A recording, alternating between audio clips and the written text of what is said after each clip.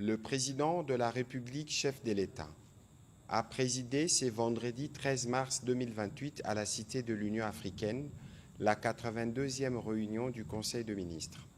4 points étaient inscrits à l'ordre du jour, à savoir 1.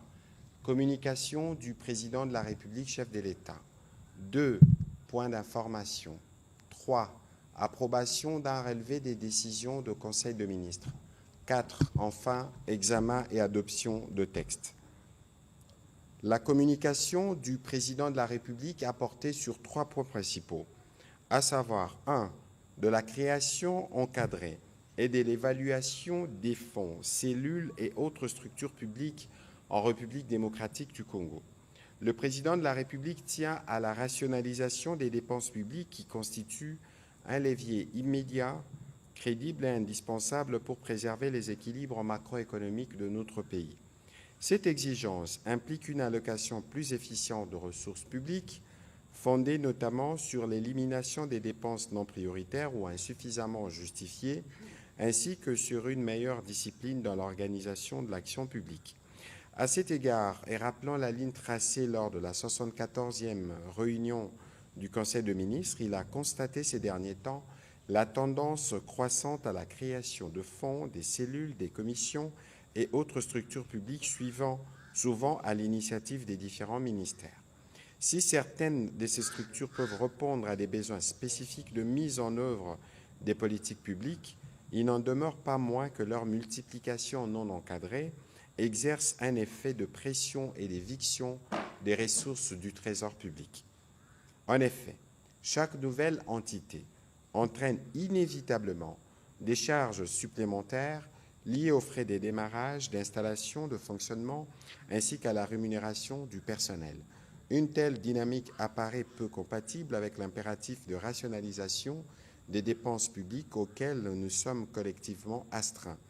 Afin d'y remédier et de garantir la cohérence de l'action de l'État, le président de la République a instruit que la création de tout fonds, établissement public, cellule ou autre structure publique doit désormais être strictement encadrée afin de s'assurer de son opportunité réelle, de sa pertinence stratégique et de sa soutenabilité financière. À cet effet, tout projet de création devra préalablement être validé par la Première ministre qui en appréciera la nécessité, la valeur ajoutée institutionnelle et l'impact budgétaire avant de le lui soumettre pour son arbitrage final. Par ailleurs, la Première ministre a été chargée de procéder à une évaluation globale des fonds, cellules, commissions et autres structures publiques actuellement placées sous la tutelle des différents ministères. Cet exercice devra permettre d'identifier les structures dont l'utilité est avérée et qui contribuent efficacement à la mise en œuvre des politiques publiques, celles dont la pertinence est limitée ou dont les missions peuvent être assumées par des structures déjà existantes, ainsi que les cas de chevauchement des compétences ou des duplications institutionnelles. Sur cette base, le gouvernement devra envisager la suppression, la fusion ou la rationalisation des structures qui ne présentent pas une utilité avérée ou qui font double emploi. Le deuxième point de la communication du président de la République a porté sur l'impact de la guerre au Moyen-Orient sur l'économie nationale et des mesures préventives à prendre. Le président de la République a attiré l'attention des membres du gouvernement sur l'évolution récente de la situation géopolitique internationale, notamment les tensions au Moyen-Orient qui commencent déjà à affecter les marchés énergétiques et financiers mondiaux. Ces développements pourraient entraîner des répercussions indirectes sur l'économie de notre pays, notamment à travers la hausse de prix de l'énergie, une inflation importée, des incertitudes sur les exportations minières ainsi que des pressions possibles sur les finances publiques et les marchés d'échange. Même si notre économie demeure globalement résiliente, cette conjoncture exige vigilance, cohésion et réactivité. Il apparaît dès lors nécessaire que le gouvernement adopte une approche anticipative et coordonnée afin d'atténuer les effets de ces chocs externes, de préserver la stabilité macroéconomique et de protéger le pouvoir d'achat de nos concitoyens. À cet effet, le président de la République a chargé la Première ministre de veiller à la mise en œuvre diligente par les membres du gouvernement concernés des orientations suivantes. Examiné par le vice-premier ministre, ministre de l'économie nationale, la possibilité de prendre, si les circonstances l'exigent, des mesures temporaires relatives au prix des denrées de première nécessité, engagées sous la coordination du vice-premier ministre, ministre de l'économie nationale, et du vice-premier ministre, ministre des Transports, en collaboration avec le ministre de l'Entrepreneuriat et du Développement des PME, des consultations avec les organisations professionnelles afin d'assurer une surveillance accrue des pratiques tarifaires dans les secteurs de transport et identifier des mécanismes d'atténuation par les PME.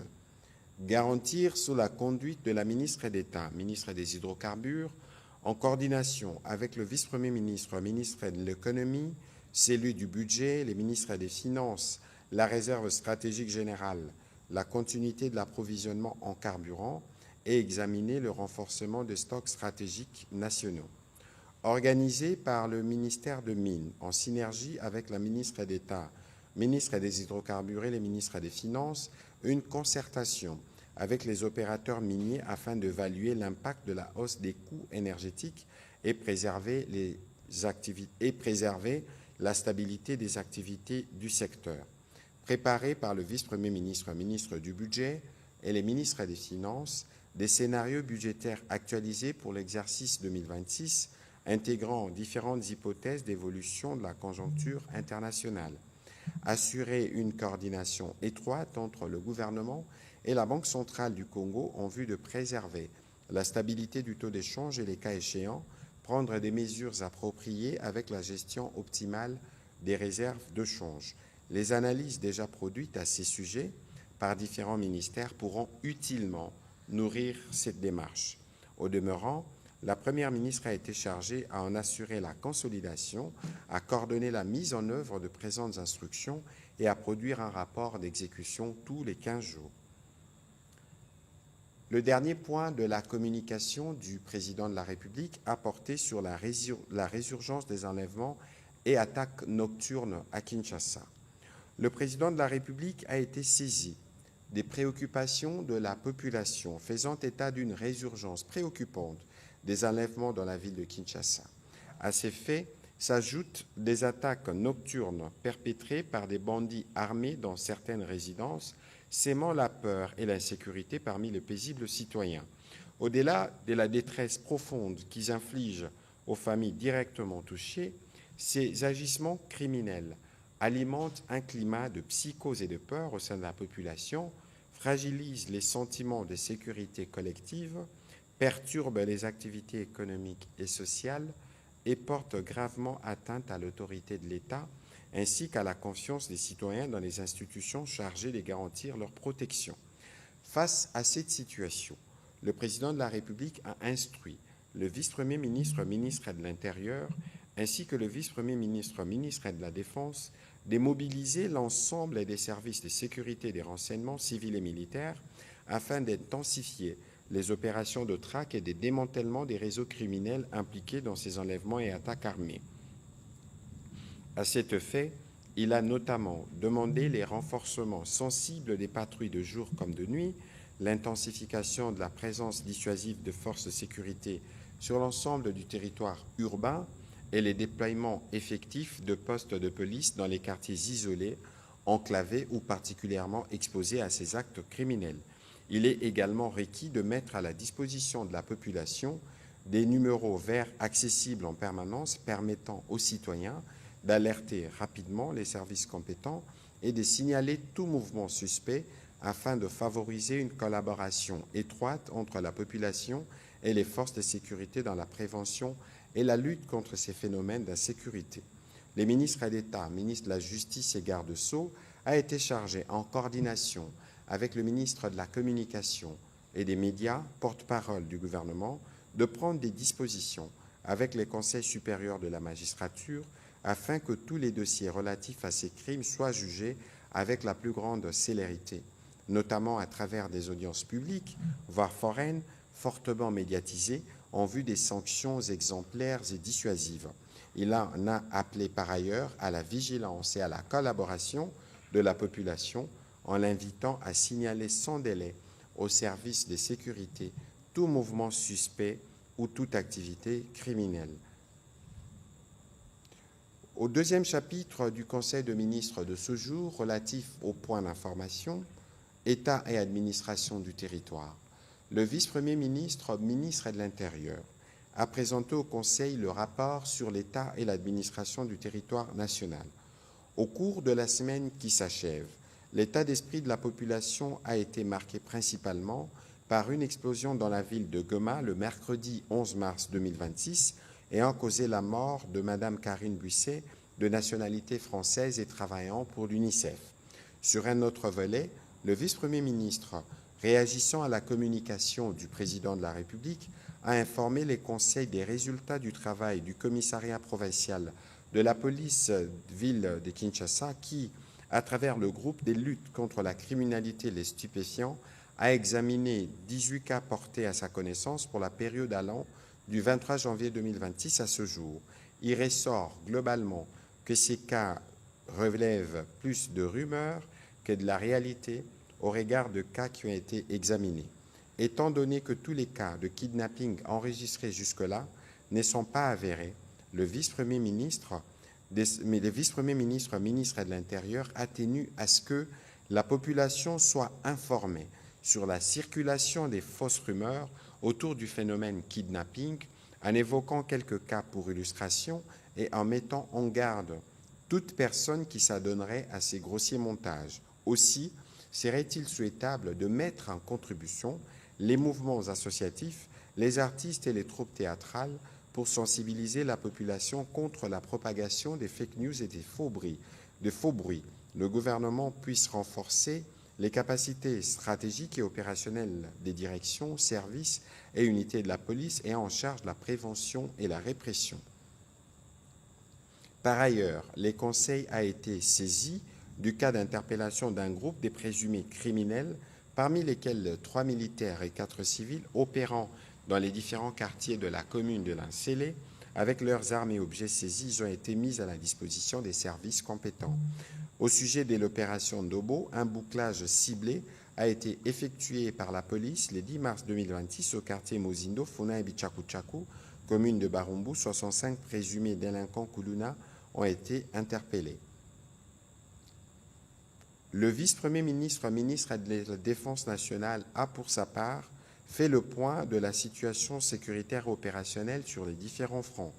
Il a rapporté que la situation dans le nord et le sud Kivu a été marquée essentiellement par la relance des actions offensives menées par les unités de l'armée rwandaise consécutivement aux défaites cuisantes des troupes de l'FCM-23 face à la défense ferme de nos forces armées dans les territoires des Massissi, dans les hauts et moyens plateaux d'Uvira, Fizi et Mwenga.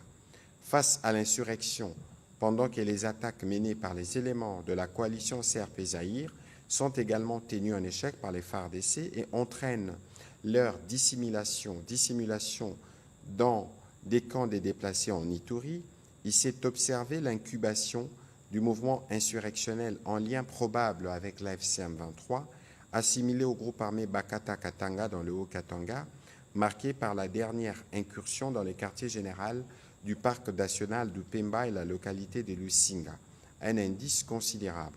En dépit de l'intoxication de la coalition d'agression rwandaise visant sa soustraction aux accords de cessez-le-feu, nos forces armées restent déterminées à défendre l'intégrité territoriale dans le respect du droit international humanitaire. Évolution de la situation récente sur les marchés d'échange ainsi que de biens et services.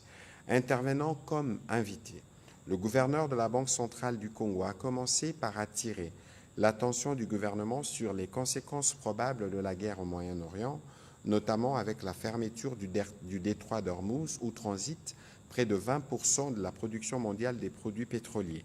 Il a ensuite brossé les développements de la conjoncture économique du pays. En effet, la situation économique intérieure est demeurée globalement stable, tant sur les marchés des biens et services que celui d'échange.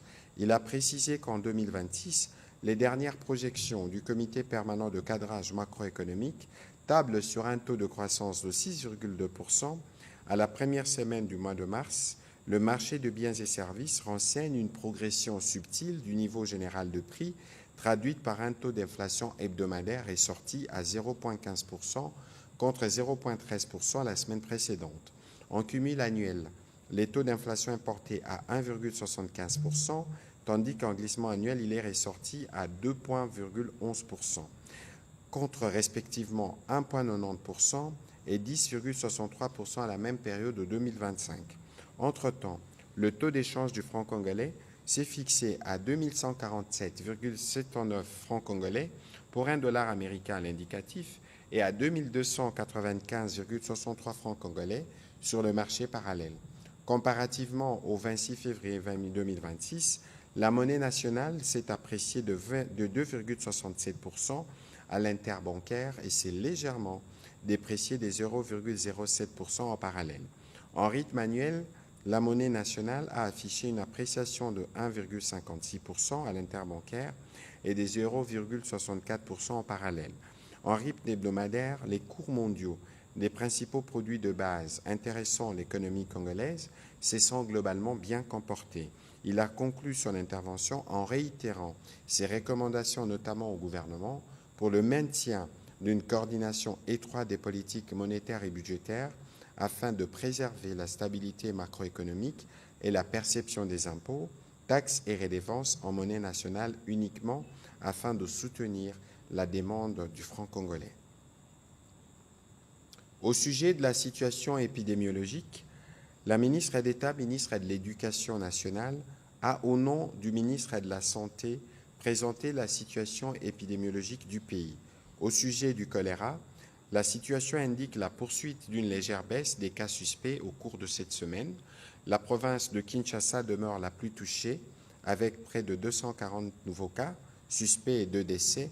Au total, 84 malades actifs sont pris en charge dans les centres de traitement du choléra à Kinshasa contre 41 la semaine précédente. Parallèlement, la situation dans la prison de Makala montre une amélioration importante avec la baisse des malades hospitalisés, 6 malades actifs ainsi que l'augmentation des sorties guéries portant les cumuls à 187 patients.